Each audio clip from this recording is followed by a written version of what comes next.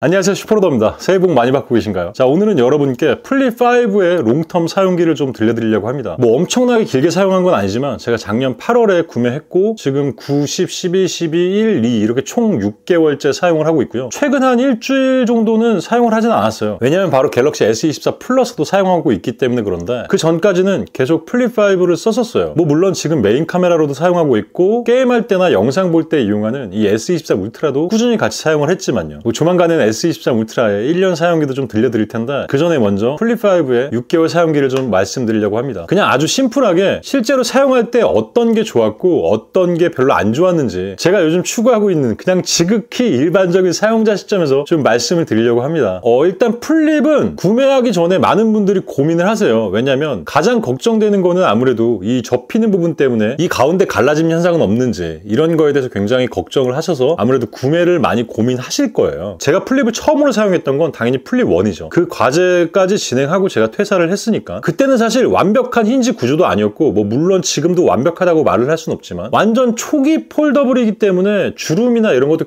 굉장히 심했고요. 지금 보시는 것처럼 완벽하게 닫히지도 않기 때문에 중간에 먼지가 많이 들어가거나 이런 뜸 현상 이런 것 때문에 디자인적으로도 약간 좀 애매하다 이런 감이 좀 있던 플립이에요. 자, 근데 그게 플립4까지 쭉 갔었고 이번 플립5 때부터 새로운 플렉스 힌지라는 게 들어가면서 디스플레이가 안쪽으로 약간 물방울처럼 말리는 구조다 보니 완벽하게 닫히는 이런 힌지를 구사할 수 있었던 모델이에요. 그리고 플립5에서 가장 베스트했던 것 중에 하나는 역시나 이 외부 디스플레이 사이즈가 굉장히 커졌다는 거죠. 이게 커지면서 여기서 활용할 수 있는 앱들이 굉장히 많았고 지금 보시는 것처럼 내가 원하는 영상을 15초 동안 나오게 할 수 있었고 굳이 이렇게 스마트폰을 열지 않고도 닫은 상태에서도 삼성페이를 열 수 있는 그런 기능 때문에 저도 플립5를 구매를 했는데 자, 우선 긴 시간 동안 플립5를 사용하면서 좋은 점은 과연 뭐가 있을까를 좀 간단하게 말씀드리면 자, 첫 번째는 일단 사이즈예요. 접을 수가 있기 때문에 휴대가 굉장히 편리해요. 웬만한 남자의 손에는 이렇게 다 가려질 정도로 반으로 접히기 때문에 사이즈가 굉장히 작아져서 이렇게 휴대하기가 굉장히 편리하다는 거죠. 자, 그리고 또 하나 우리의 옛날 감성을 되살려줄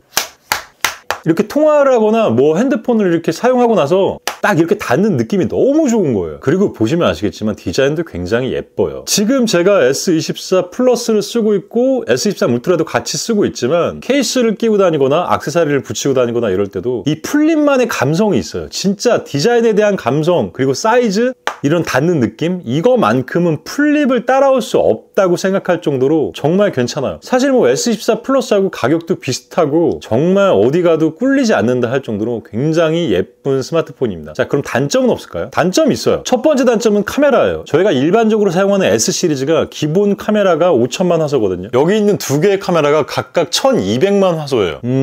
뭐라고 말할 수 없을 정도로 많이 구려요. 그러니까 플립5 광고 때 보면 이렇게 해가지고 여기서 사진을 반대쪽에서 이렇게 본 다음에 사진을 찍는 광고를 많이 했는데 그래봤자 카메라의 화질이 좋지 않습니다. 어느 정도의 코덱을 지원하고 뭐 후보정을 어느 정도 하는지는 모르겠지만 카메라는 진짜 신경을 1도 안 썼구나 라는 생각이 들 정도로 조금 더 과격하게 이야기하면 최악입니다. 일반 S 시리즈하고는 비교도 안 돼요. 근데 아까 말씀드렸잖아요. 가격이 S 시리즈의 플러스 모델과 거의 비슷하다고. 그러니까 이 힌지 기술, 이 접는 기술에 가격을 다 몰빵하다 보니까 카메라에는 신경을 너무 안 쓴 듯한 뭐 그런 느낌이 아니라 그냥 팩트로 그런 것 같아요. 그 다음에는 뭐 딱히 저는 단점은 모르겠어요. 일단 뭐 8기가 램에 대한 부분을 불편해 하시는 분들이 있으실 수도 있지만 제가 사용했던 플립5는 이 8기가 램이 내가 사용하는데 뭔가 불편함을 끼칠 정도는 아니었어요. 스냅드래곤 8gen2라는 괜찮은 AP가 들어가서 아마 성능적인 면에서나 이런 게 불편함이 없었던 것 같아요. 뭐 물론 12기가 램이 더 들어갔으면 좋았겠지만 아무래도 아까 말씀드렸다시피 이 가격의 대부분을 이 디스플레이와 이 힌지에 올인하다 보니까 뭔가 금액을 분산해서 투자할 만한 그런 건 아니었지 않나 싶어요. 그리고 많은 분들께서 이 스마트폰 사용할 때 이 가운데 주름이 불편하지 않냐 이거를 많이 걱정하시는 분들이 계실 텐데 걱정하실 필요도 없을 정도로 전혀 불편하지 않았습니다. 진짜로. 그리고 또 하나 걱정하시는 거는 이용하실 때 이 주름이 갈라지거나 하는 상황이 발생하지 않냐 이런 걱정을 많이 하셔서 플립을 사용하지 못하시는 분들도 꽤 있으실 텐데 저는 처음에 구매했을 때 붙어 있던 보호 필름도 제거를 한 상태예요. 제조사에서는 이거를 제거하지 말라고 권고를 했지만 저는 그냥 제거하고 사용을 했거든요. 이번 8월 달부터 사용했기 때문에 추운 겨울을 얘가 함께 보낸 거예요. 근데 그럼에도 보시면 아시겠지만 단 1도 갈라지지 않았습니다. 근데 한 가지 좀 사용하다 보면 초반에는 없었던 게 좀 소리가 나요. 뿌구득뿌구득 하는 소리가 좀 있거든요. 열었다 닫았을 때 그 소리가 조금 생기긴 했어요. 그리고 또 어떤 분들은 유튜브나 넷플릭스를 볼 때 혹시 화면이 좀 사이즈가 작아서 불편함이 있지 않을까라는 우려들을 하실 수도 있는데, 물론 크면 클수록 더 좋죠. 하지만 또 금방금방 적응해서 이런 불편함은 사실 없어져요. 왜냐면 제가 이걸 쓰기 전에 S23 울트라를 쓰고 있었고, 이걸 쓴 다음에 여기 있는 S24 플러스를 쓰고 있기 때문에 이 세 가지 사이즈를 다 이용해봐도 얘는 한 손에 딱 들어오고 휴대하기가 너무 편해서 그런 단점들을 다 잡아주는 것 같아요. 그리고 계속 말씀드리지만 이 접는 사이즈는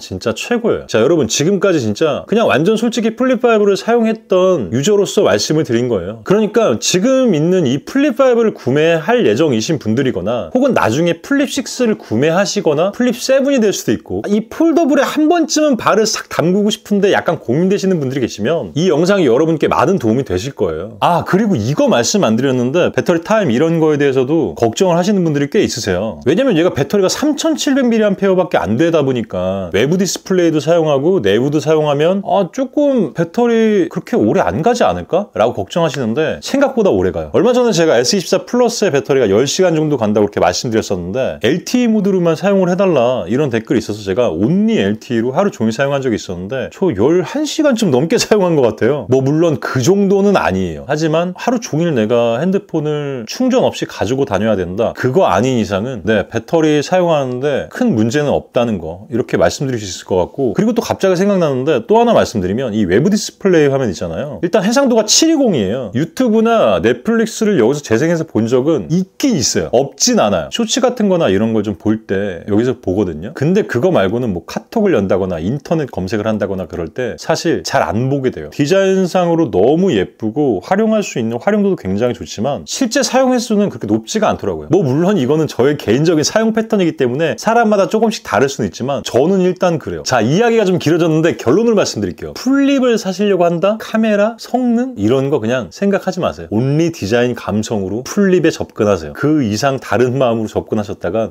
낭패를 볼 수 있습니다. 그리고 갑자기 생각이 났는데 조금 깜짝 놀란 건 하나 있어요. 이건 지극히 현실적인 건데, 제가 유튜브 수익이 많지 않기 때문에 새로운 핸드폰을 구매를 하면 그 전에 있던 스마트폰을 팔아서 생명 연장을 계속 해야 되거든요. 제가 S24 플러스를 이번에 샀기 때문에 얘를 팔아야 된단 말이에요. 제가 이거를 사전 예약으로 한 130 얼마인가? 140만 원? 아무튼 그 정도쯤 산 것 같아요. 근데 쿠팡을 보니까 120만 원에 새 제품이 팔더라고요. 그래서 저는 삼성 케어 플러스로 올가리를 하고 나면 한 100만 원 정도에는 팔 수 있지 않을까? 제가 당근을 좀 찾아봤거든요. 근데 이게 90만 원대에 팔리더라고요. 6개월이 지났는데 90만 원대에 팔아요. 근데 이게 또 웃긴 게 S24가 나오기 바로 전에는 110만 원대 이렇게 팔았거든요. 당근에서 그렇게 거래를 하더라고요. 같은 라인업도 아닌데 S24가 나오고 나서 가격이 확 떨어졌어요. 12만 원을 주고 삼성 케어 플러스로 올가리를 한 다음에 80만 원 정도에 팔아야 되겠죠. 그런데 물건이 많다 보니까 쉽게 거래가 될지는 잘 모르겠어요. 그래서 어떻게 보면 오늘의 이 영상은 제가 당근으로 플립5를 팔아야 되기 때문에 플립5 구매하셔도 괜찮다고 약간 그렇게 이야기하는, 여기까지만 하겠습니다. 새해 복 많이 받으세요. 저는 지금까지